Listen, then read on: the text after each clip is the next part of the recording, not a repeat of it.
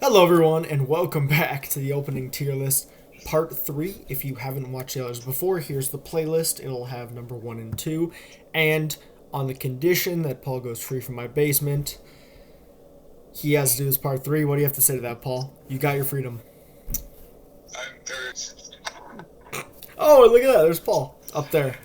Okay, so the first opening starting off today is the Jerome Gambit. Now the Jerome Gambit, its name it's powerful, it's dangerous. E4, E5, knight F3, knight C6, bishop C4, bishop C5. The Joko piano, as we looked at before, and now comes the simply brilliant Jerome Gambit. Bishop takes F7. Now, you may be asking, well, what does this sacrifice accomplish? Absolutely nothing. There is no reason. You give him a bishop, and you don't even have a check. That's the funniest part. And then you pretty much just castle. I'm like, yeah, this is chill. Like, so yeah, that's the Jerome Gambit. Paul, incredibly theoretical, played by all top GMs. Simply like, just incredible opening. You know, I can't have any complaints. It's just great. What do you have to say? Yeah, it's great. It's going in garbage. Okay. I'll see where else it can go. So, the next opening up to the tier list is the King's Gambit. Now, this was actually one of the first openings I played back when I was, like, I think about 1,000. I started learning the King's Gambit. Honestly, it is the most romantic of all openings. Pretty much you blow up your king and you get massive, beautiful attacking games.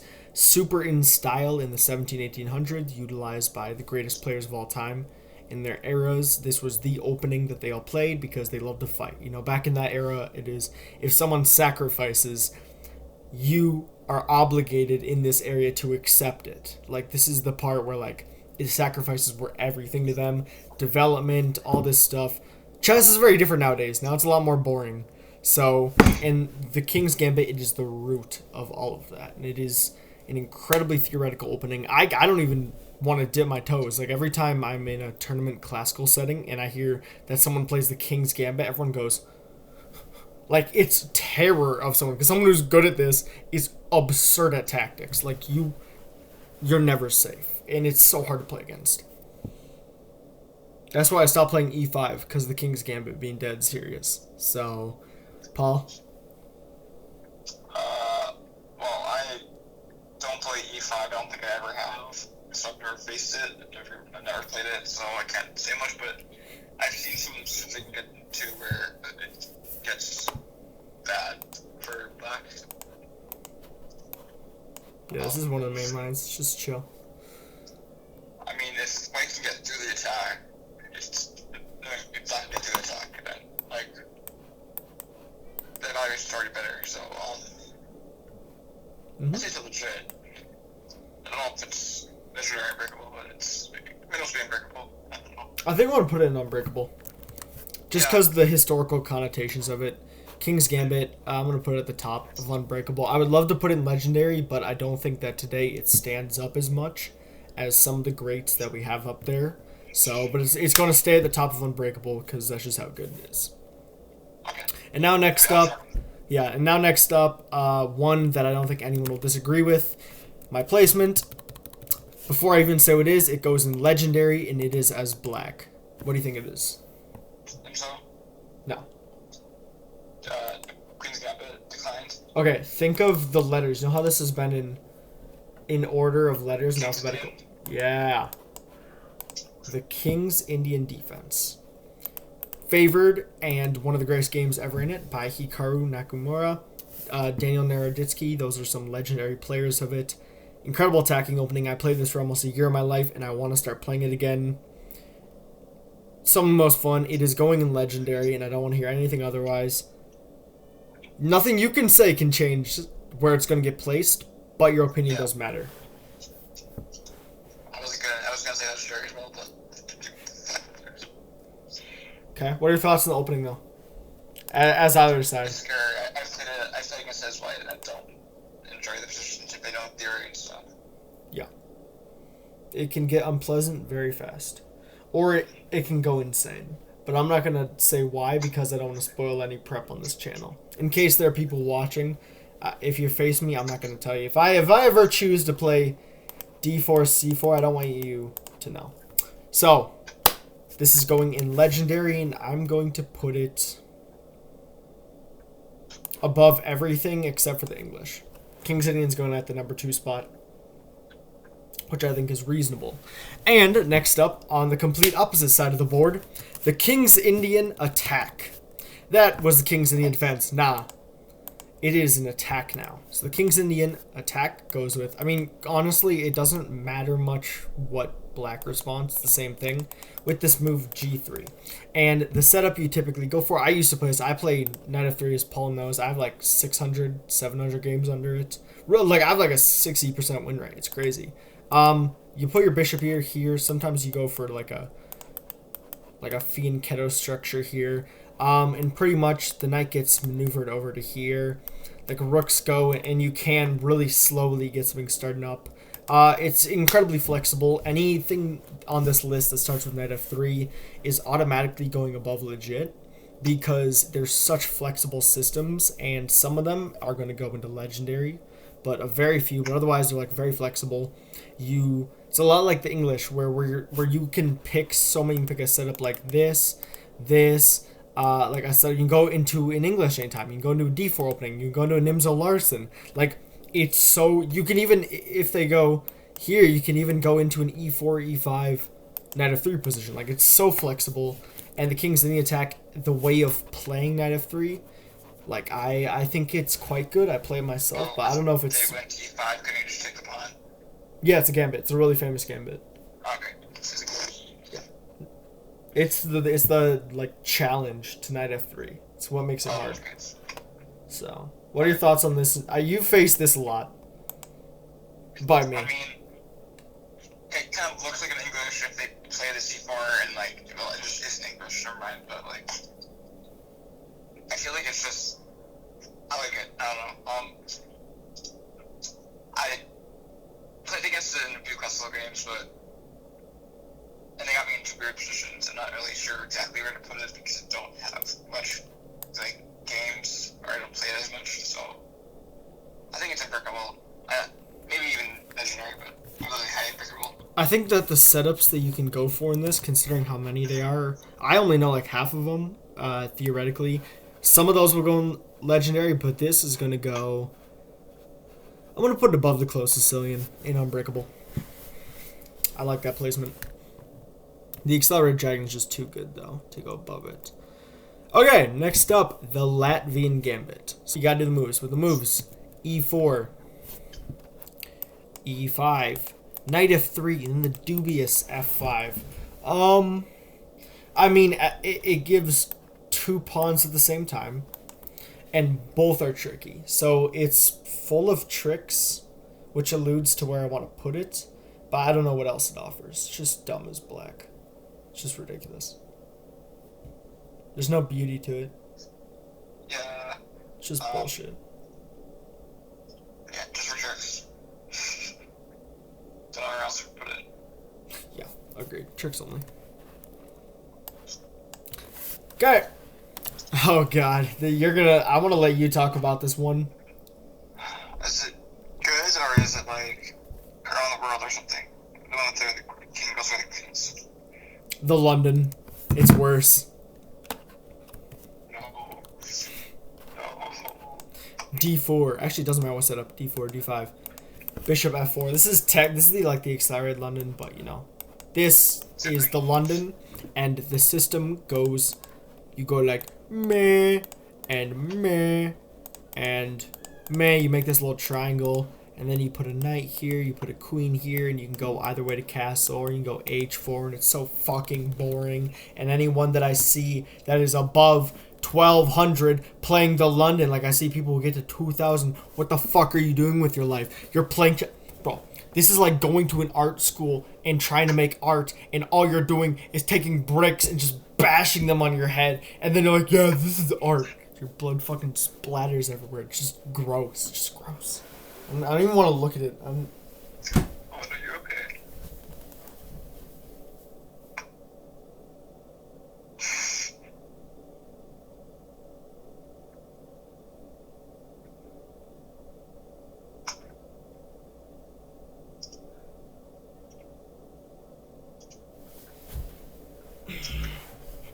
Okay, what are your thoughts on it?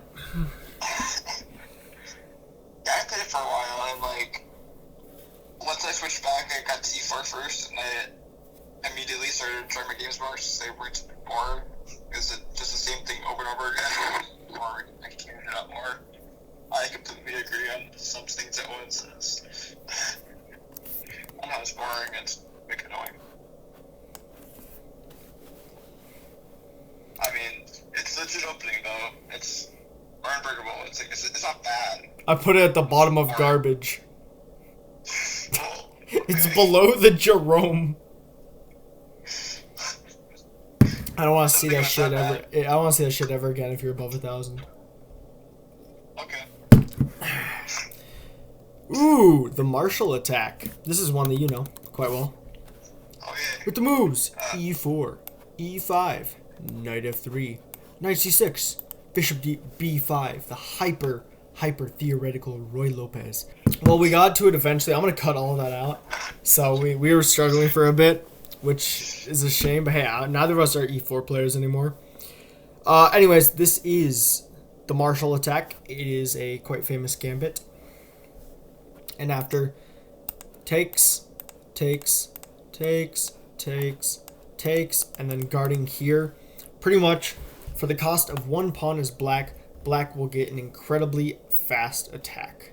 So yeah, if we go here and they get moves like this, rook moves back, queen comes in theory, attacking the queen. Now all your light squares are open. Queen goes here. You usually have to go. The theory goes queen here to try and trade off queens. Basically, black gets a huge attack. This is all theory. I know like 7 or 8 more moves. Like it's heavily studied. Yeah, so basically, all your queen side is undeveloped while he has bishops pointing at your king. It's very unpleasant. It's a great opening though, as black. Uh-huh. Those some scuffed ass arrows. Guy, I'm gonna put Marshall. I would put it in Unbreakable, but I want to hear what you think. I've played against it before in this tournament that I went to with Owen, and then I lost because I made a stupid mistake. But I mean,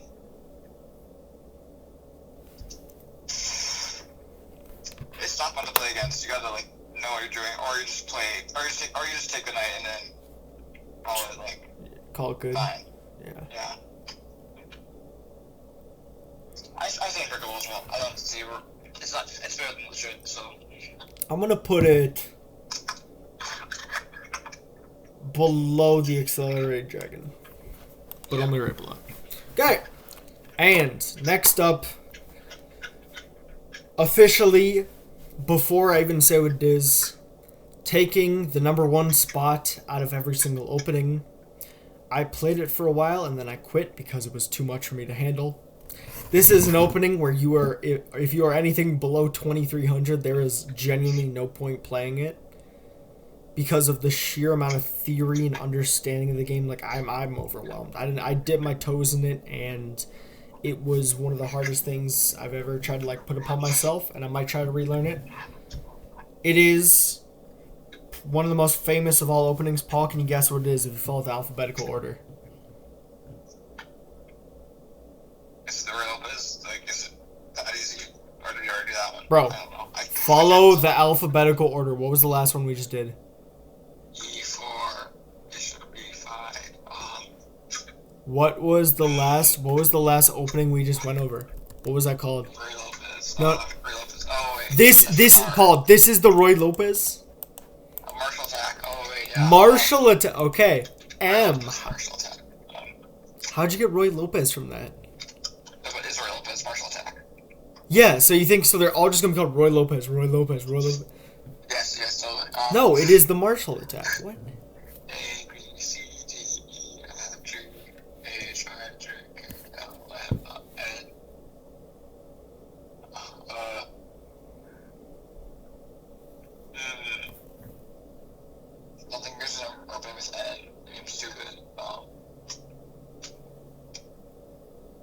It's probably one of the most famous openings Sicilian. ever. It does Sicilian. Nadjorf. There, oh my god, there we go. Yes, the Nadjorf Sicilian. There we go. Just hard. I'm gonna need to go in a spiel here as someone who did my toes into it and studied it for a while. Now the Nadjorf is absurd.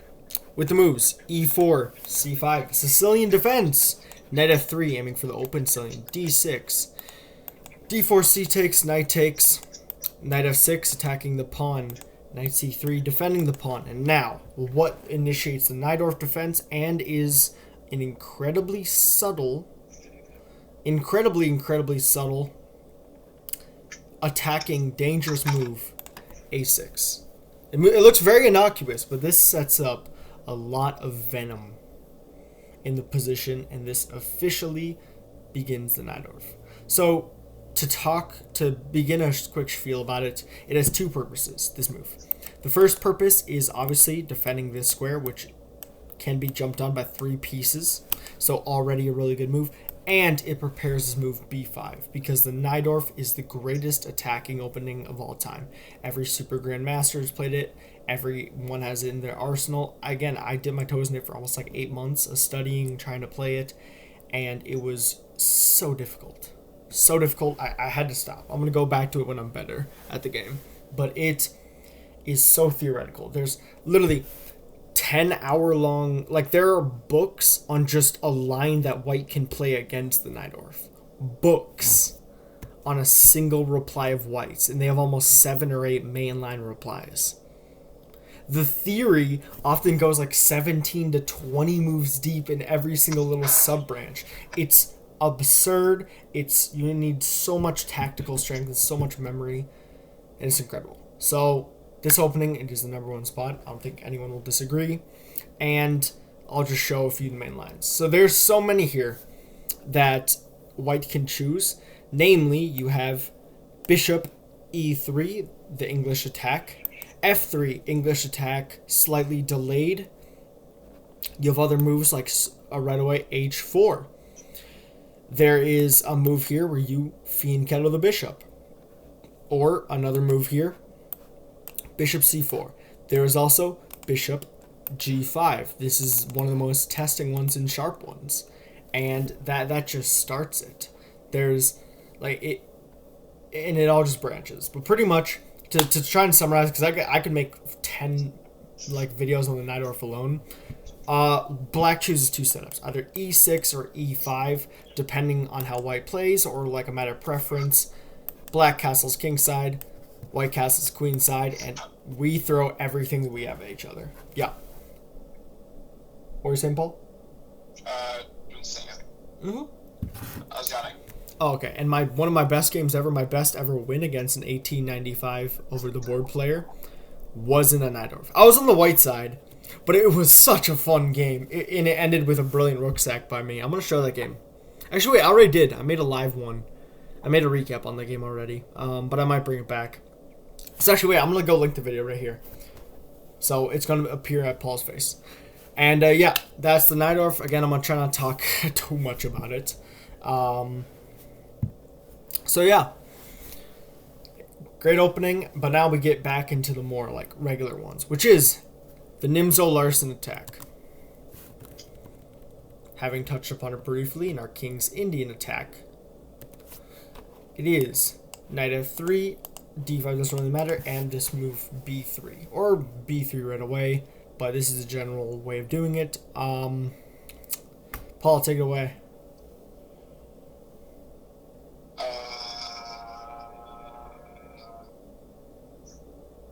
I don't think I've ever seen this, but we can see what happens. Okay, so it's clears for being go, and then bishop goes on these developments, I guess, and I feel like it's a comfortable position with like less development and easy attack.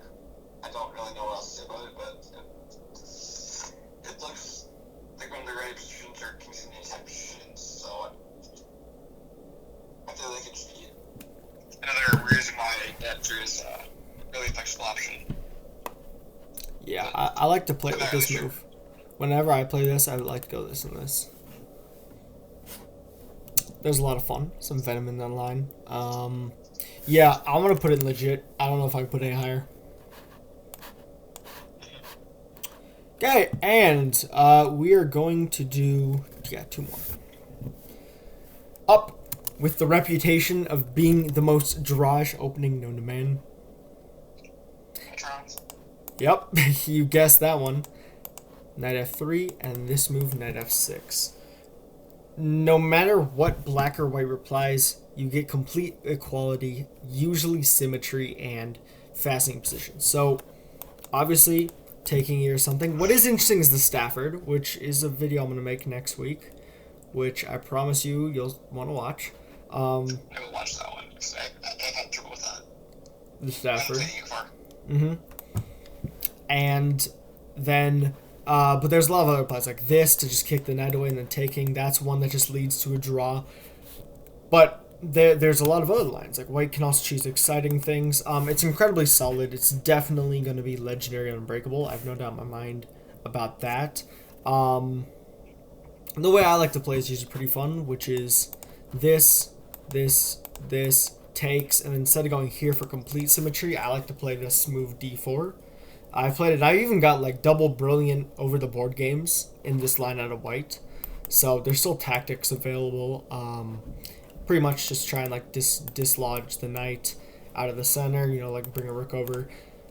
It's a really fun opening. No, and it's incredibly respected at the master level.